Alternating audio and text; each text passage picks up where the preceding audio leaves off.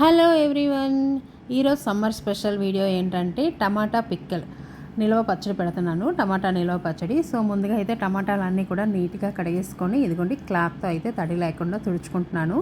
So పచ్చడికి ఎప్పుడు కూడా తడి తగలకూడదు. అలానే టమాటా మూడుకి ఏదైతే ఉంటుందో అది కూడా చూడండి చూపించే విధంగా అయితే కట్ చేసేసుకొని ఇప్పుడైతే టమాటాను 4 పీసులుగా కట్ చేసుకొని బకెట్లో అయితే వేసుకుంటున్నాను. నేను ఇక్కడ 3 కేజీల టమాటాలు అయితే తీసుకున్నాను.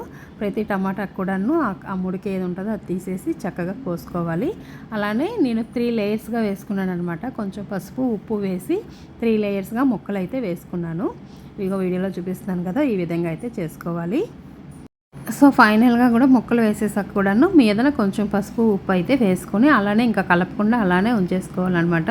ఇప్పుడు ఇంకా మూత పెట్టేసి ఒక సైడ్ కాళ్ళు అయ్యి తగలకుండా ఉండే చోట ఒక సైడ్ను పెట్టేసుకొని 3 రోజుల తర్వాత తీసి చూసుకోవాలి. సో ఇప్పుడు థర్డ్ అయితే నేను ఓపెన్ చేశాను. చూడండి వాటర్ అయితే బాగా వచ్చేసింది. ముక్కలన్నీ కూడాను మెత్తగా అయ్యి వాటర్ అంతా కూడాను బాగా ఊరింది కదా.